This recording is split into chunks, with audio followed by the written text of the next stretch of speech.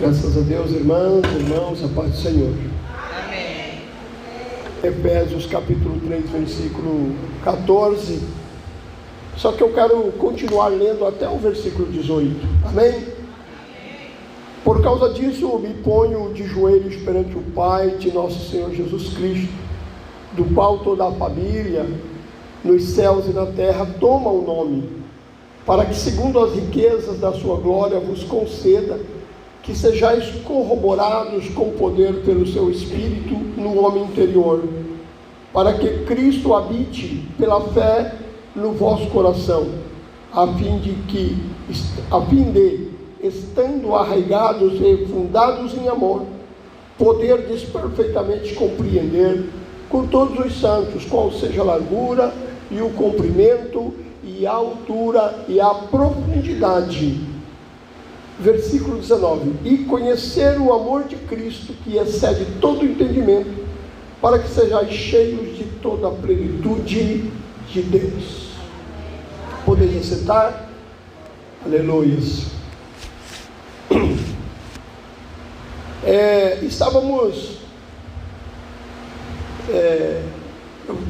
Quando eu recebi o convite da Rosália, eu pensei assim: Senhor, é muito desafiador o que o Senhor faz com a gente. Muito desafiador, pelo fato de que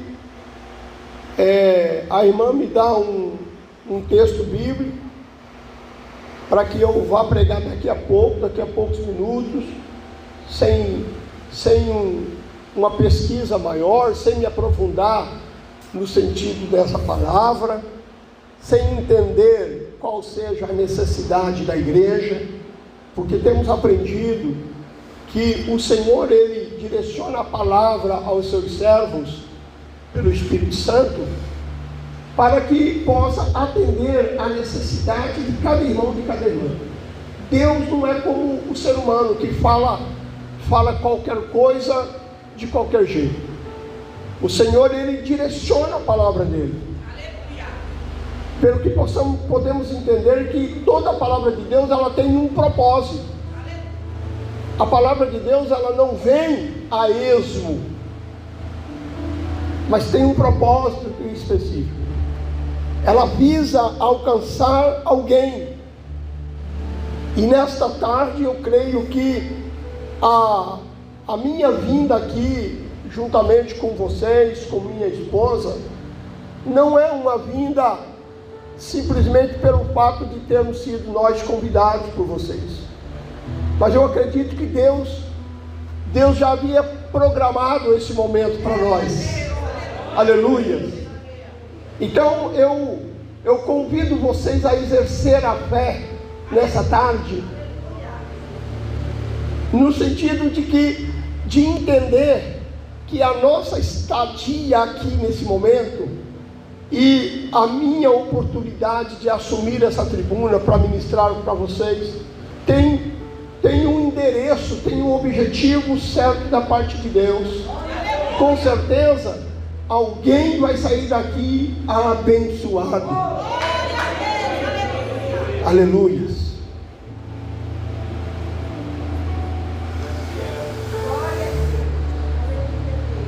O apóstolo Paulo faz essa ponderação para a igreja de Éfeso, dizendo: olha, eu me coloco de joelhos perante o Pai de nosso Senhor Jesus Cristo. Eu me prostro diante do Deus vivo, o Deus cuja toda a família da terra toma o nome, para que, segundo a riqueza da sua glória, Ele vos conceda que sejais corroborados com poder pelo seu Espírito no homem interior. Eu estava dizendo na igreja na terça-feira exatamente sobre o revestimento do poder de Deus. A igreja de Jesus, ela não caminha na face da terra e ela não cumpre com a missão pela qual ela foi chamada, se não for cheia do poder de Deus. Nós temos visto e ouvido muitas palavras nas tribunas das igrejas, palavras que emocionam, palavras que trabalham no coração humano, palavras que faz com que a nossa alma se alegra, e palavras e mais palavras e mais palavras, e a gente percebe que nem todas essas palavras elas são revestidas do poder de Deus. Porque eu não posso acreditar, e eu não acredito, e eu recuso a acreditar que uma palavra que se diz ser de Deus não traga um efeito concreto na vida do ser humano. Uma palavra que não trazer, uma palavra supostamente de Deus, que não produzir em nós uma transformação, mesmo que seja uma transformação mínima, não é a palavra de Deus. Porque a palavra de Deus, ela tem poder. A palavra de Deus, ela é revestida de poder. Jesus disse: olha, vocês buscam a palavra porque julgais ter nela a vida eterna. Se a palavra é capaz de nos conduzir para a vida eterna, se a palavra de Deus é capaz de nos salvar, então essa palavra ela é poderosa. E eu não posso crer que um crente, uma igreja caminha na face desse mundo se não for revestido do poder de Deus. O apóstolo Paulo, nesta mesma carta que ele escreve no capítulo 6, a partir do versículo 10, ele exorta essa mesma igreja, dizendo: no demais, irmãos meus, revestidos no Senhor e na força do seu poder. E nos versículos 11 em diante, ele começa a explicar o porquê de a igreja ser revestida do poder de Deus. Porque há uma batalha espiritual, como já ouvimos aqui através da irmã que falou, que a nossa luta é uma luta espiritual. Nós vivemos nesse mundo, e como um pastor disse há muitos anos atrás, eu estava presente naquela reunião, ele disse: olha, nós somos como uma garça branca do Pantanal. A garça, ela convive no meio do lodo, no meio do barro, ela sobrevive do que tem no barro, ela tira o seu alimento do que está no lodo, do charco de lodo, da água parada, da água doente, ela sobrevive desse ambiente. Porém, as suas penas sempre serão brancas, ela não se contamina com o lodo. E quando vemos uma garça suja de barro, ela está morrendo. Assim é a igreja: vive no mundo, sobrevive do mundo, caminha no mundo, convive no mundo, tira o seu sustento material do mundo, mas a igreja de Jesus Cristo não se contamina com as coisas do mundo. Sabe por quê? Porque ela é revestida do poder de Deus. Não é mérito meu, não é mérito seu vivemos em santidade nessa vida. Não é mérito nosso, querida igreja. Se nós estamos santos, santificados, se nós vivemos uma vida diferente, é porque nós recebemos o poder de Cristo para ser assim. Aleluias. Quando sentava ali no banco, à espera da minha oportunidade, o Espírito Santo falou no meu coração a seguinte coisa: a palavra do Senhor traz para nós, para os seres humanos, para a igreja, as suas recompensas. Recompensas temporais e recompensas eternas. E pela palavra de Deus nós somos compelidos a lutar, a batalhar. Deus faz a promessa, Deus mostra os nossos objetivos, mas Ele espera que nós façamos alguma coisa para que esses objetivos sejam alcançados. E o Senhor dizia ao meu coração: a minha palavra traz bênçãos temporais, a cura, a libertação de algum de alguma opressão, o enriquecimento, a prosperidade, mas tudo isso passa. A cura passa, a prosperidade passa, a vida longa passa, tudo passa. Mas a minha palavra é permanente, para trazer aos seus corações uma salvação também eterna. Então, irmãos, pelo que teremos que lutar de fato? Qual é o nosso maior objetivo? Qual é o nosso propósito? Qual deve ser o nosso propósito de fato? Guerrear pelas batalhas, as batalhas por questões temporais, ou guerrear por batalhas que nos conduzirá, depois de vencidas, à vida eterna? Eu digo que é a segunda opção. O nosso maior objetivo é alcançar o céu. Se a igreja caminha com pensamentos terrenos, então a igreja está perdendo uma grande oportunidade de fazer a diferença nessa terra, e de mostrar para o mundo que o que vale a pena de fato não é simplesmente as coisas temporais, porque as coisas temporais passam. Eu posso ser curado de uma doença hoje, mas morrer de outra doença amanhã.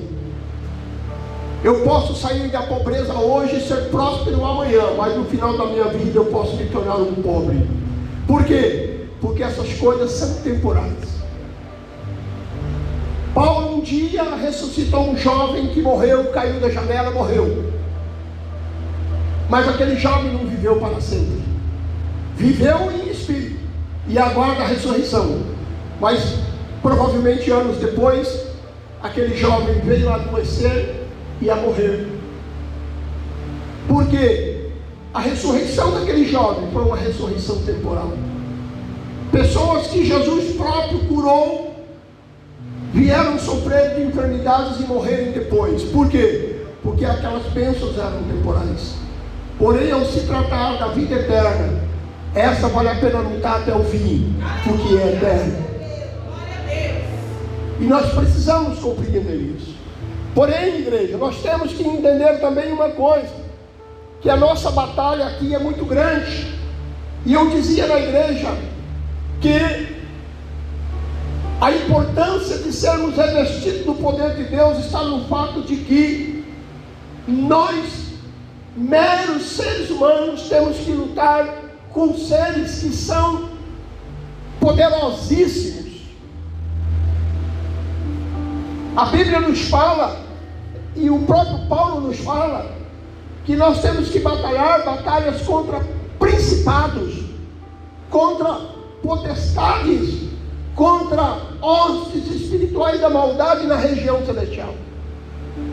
Entre nós, igreja, e Jesus Cristo nos céus, existe uma hierarquia grandiosa e poderosa de seres espirituais da maldade, que trabalham de dia e de noite em todas as áreas das vidas humanas, com a intenção de destruir o ser humano. O inimigo de nossas almas não quer de forma alguma que nós cheguemos ao fim vitoriosos. Jesus revelou a artimanha dele e o propósito dele, senão aquele que está revelado lá no Evangelho de João, capítulo 10, versículo 10, que diz que o adversário vem matar, roubar e destruir. E eu louvo ao Deus do céu, ao meu Deus e ao seu Deus, por ver vocês aqui orando nessa tarde, porque eu sei que vocês estão cumprindo com a palavra de Deus e com a vontade de Deus. Ao nosso redor, vidas estão sendo todos os dias destruídas. Chegamos aqui, eu e minha esposa, e reuni a família e começamos a obra missionária. E nós, quando fizemos um propósito, vamos cuidar de famílias. As famílias andam tão sofridas, a gente conhece tantas pessoas sofridas, pessoas crentes, irmã, famílias crentes, e começamos a orar nesse sentido. E de repente começou 1, 2, 3, 4, 5, 10 famílias nos procurar. As pessoas vêm nos procurar e vêm nos procurar e contam os seus problemas e contam as suas derrotas. Nós, nesses últimos 2 anos que estamos aqui, nós já salvamos casamento de pastores que nos foram procurar, que foram contar os seus dilemas. Famílias inteiras destruídas. Ontem mesmo estávamos a visitar uma família que está subjugada pelo adversário, e eles procuram tantos outros lugares, e quando não encontram ninguém para socorrê-los, eles buscam a igreja, e a igreja tem que estar pronta para batalhar essas batalhas, porque somente nós sabemos como fazer isso. Porque nós não vamos nessa batalha no nosso nome próprio. Nós nos ingressamos nessa batalha, aliás, nós fomos colocados no meio dessas batalhas pelo próprio Senhor Deus. Foi Ele que nos colocou, foi Ele que deu para nós essa missão. Pelo que quando uma pessoa morre na rua por conta da droga, por conta da bebida, por conta da prostituição, quando uma família é destruída, quando acontece um divórcio, uma separação, quando acontece uma briga, uma coisa qualquer na sociedade, existe 3 culpados. O primeiro culpado é Satanás, porque ele é o mentor de tudo isso. O segundo culpado é aquela pessoa, aquela família que não tomou os devidos cuidados. E o terceiro culpado é a igreja que não fez a sua missão. Aí você pode perguntar para mim e dizer assim: mas pastor, o que eu tenho a ver com a vida desgraçada dessas pessoas que eu nem conheço? Tem tudo a ver, tem tudo a ver. Porque Jesus deu uma missão para nós. E você sabe qual é a missão? A missão da igreja é apresentar o Cristo que liberta, o Cristo que salva, o Cristo que restaura. Eu e minha esposa começamos a apresentar esse Cristo que salva e que liberta, e as pessoas começaram a vir até nós e a pedir orientação e a pedir oração, e o Senhor Jesus começou a restaurá-los, e muitos deles já foram restaurados, porque nós falamos daquele que é capaz de restaurar.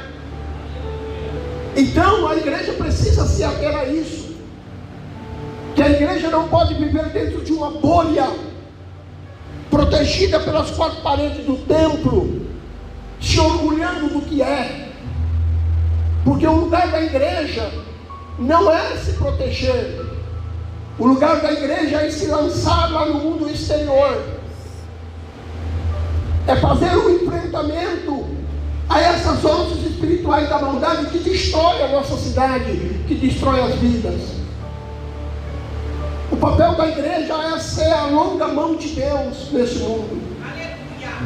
Fazer com que as pessoas entendam, compreendam que há um Deus do céu capaz de resolver problemas.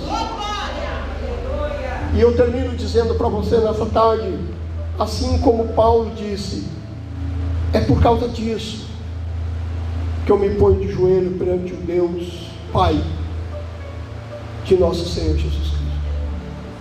É por causa disso. Nesta palavra, Paulo estava dizendo: olha, eu me coloco diante de Deus para que você, igreja, tenha a plenitude do conhecimento da vontade de Deus. Passaram-se 2000 anos, e nesta tarde eu digo para você, é por causa disso que nós nos colocamos de joelhos diante de Deus. Por causa do quê? Porque muitas vidas estão morrendo, e nós precisamos estar de joelhos diante de Deus, para que nós possamos ser revestidos de poder. Revestido de poder. Revestido de poder. Revestido de poder. Porque quando revestido de poder, o mal sai. Quando revestido de poder, os demônios não resistem. Quando revestido de poder, a prosperidade vem. quando revestido de poder o milagre vem, quando revestido de poder a igreja muda, quando revestido de poder a igreja é santa, quando revestido de poder o mundo quer ser igual a gente, quando revestido de poder as pessoas virão para perto de nós, porque verão em nós a presença gloriosa de Deus. É preciso poder, é preciso poder, é preciso poder. É verdade, Jesus, aleluia, Deus. Aleluia. Aleluia. E vocês estão no caminho certo. Não há outra forma de ser revestido de poder senão pela oração, senão pela humilhação.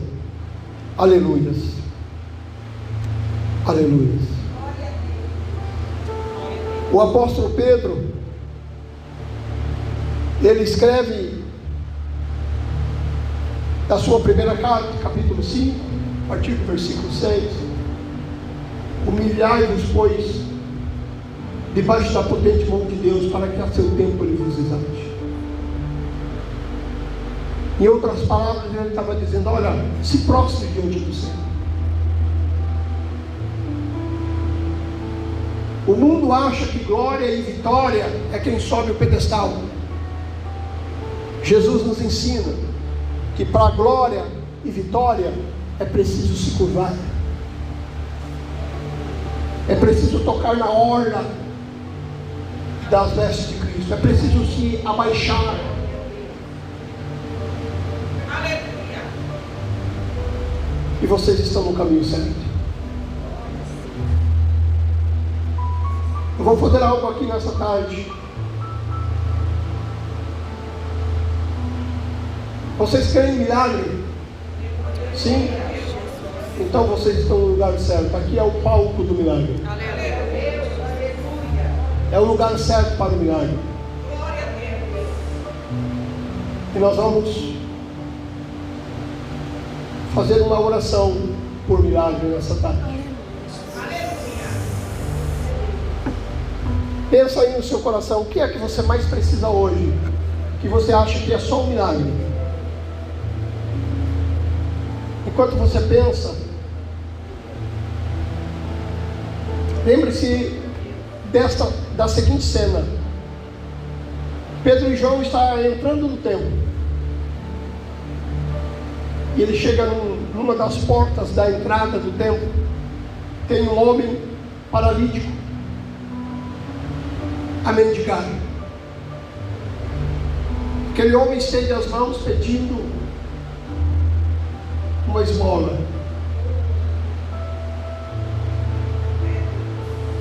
Imagine essa cena.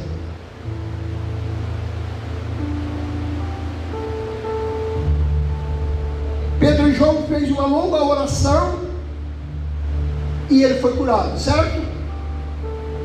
Sim ou não? Não. Pedro e João não orou. Disse para aquele rapaz, aquele homem: olhe para nós. Olhe para nós. Eu não tenho prata, eu não tenho ouro, mas o que eu tenho, eu te dou. Em nome de Jesus, o Nazareno, levanta e anda. Aleluia. A partir de hoje, você vai começar a dar para as pessoas aquilo que você tem, porque a gente só pode dar o que a gente tem. A igreja prega muito amor, mas dá pouco amor. Sabe por quê? Porque tem pouco amor. A igreja prega muito milagre, mas quase nada acontece. Por quê? Porque não tem poder. Olhe para nós. Oxalá que você possa sair lá fora e dizer para alguém que está precisando, e dizer assim: minha filha, meu filho, olhe para nós, olhe para mim. A pessoa vai olhar para você e falar: oh, eu não tenho isso que você imagina, mas eu tenho algo melhor. Em nome de Jesus, receba a cura. Em nome de Jesus, seja próspera. Em nome de Jesus, seja abençoado o seu lar. Em nome de Jesus, seja abençoada a sua vida.